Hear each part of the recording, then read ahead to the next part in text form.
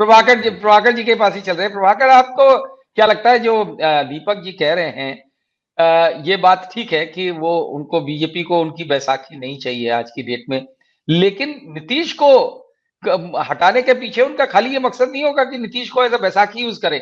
उनका तो नीतीश को हटाने के पीछे मकसद ये है कि होगा कि इंडिया अलायंस टूटे, इंडिया अलायंस कमजोर हो। आपको क्या लगता है प्रभाकर?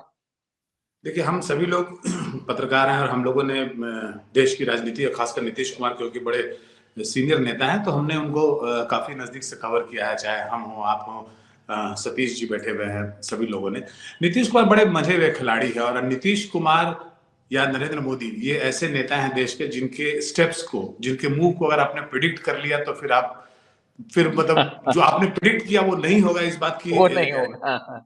इस बात की गारंटी है। तो बड़े अनप्रिडिक्टेबल टाइप के लोग हैं ये, और ये हमने स्पेशली जो राजनीतिक मूव होता है उस पे ये लोग वो काम करेंगे जो आप एक्सपेक्ट नहीं कर रहे हैं। नहीं कर रहे हैं, बिल्कुल। डेवलपमेंट्स की बात है उसमें जो मेरी जानकारी है, हो सकता है मैं गलत हूं, लेकिन 29 को ये फैसला हो जाएगा कि हमारी जानकारी सही थी कि नहीं, कि ललन सिंह को जो उनके राष्ट्रीय अध्यक्ष के पद से हटाया जा रहा है, इस बात की कंफर्म सूचना है। वो इस्तीफा दें या उसके पहले वो इस्तीफा देंगे, और जहां तक ज्यादा चांसेस है कि पार्टी की कमान नीतीश कुमार खुद अपने हाथ में ले लेंगे। नीतीश कुमार को राष्ट्रीय अध्यक्ष के पद पे पार्टी के सारे नेता जो है वो प्रेशर करेंगे और वो उसको एक्सेप्ट करेंगे, क्योंकि 2024 का चुनाव है, फिर 2025 का चुनाव है बिहार में, तो उसके पहले नीतीश कुमार पार्टी की कमान खुद अपने हाथ में चाहते हैं। अगर आप देखेंगे तो पिछले कुछ महीनों में नीतीश कुमार लगातार 1-to-1 मीटिंग कर रहे थे अपने पार्टी के सारे बड़े कार्यकर्ताओं से, बड़े नेताओं से, पूर्व विधायकों से, पूर्व से लगातार एवरीडे का उनका कार्यक्रम था। दीपक जी जानते होंगे, यहाँ पर पटना बेस्ड है तो इनको इसकी जानकारी होगी। वो डेली मिल रहे थे 10-15 लोगों से, फीडबैक का एक तरह से कार्यक्रम था पार्टी का। उस फीडबैक के कार्यक्रम में जो फीडबैक उनके पास आया, उसी के बेसिस पे बताया जाता है कि ये निर्णय लिया गया है कि ललन सिंह जी से शायद लोगों की नाराजगी ज्यादा थी और वो जो नाराज होने वाले लोग थे उनकी संख्या शायद ज्यादा थी।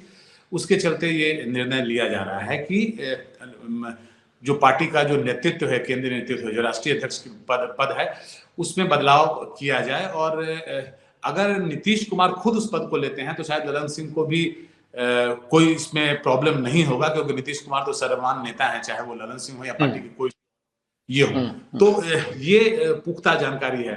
और जहां तक इंडिया अलायंस की बात है, नीतीश में उसमें कन्वेयर ना बनाए जाने की बात है, नीतीश कुमार की नाराजगी की बात है, तो चाहे वो विजय चौधरी हो, संजय झा हो, अशोक चौधरी हो, कोई भी कुछ भी दावा करे, बट मेरा ये मानना है कि अगर नीतीश कुमार ने ये मुहिम शुरू की थी तो उन्होंने जो है ये समाज सेवा के नाम पर नहीं शुरू की थी। उनकी कहीं ना कहीं कोई महत्वाकांक्षा जरूर रही होगी।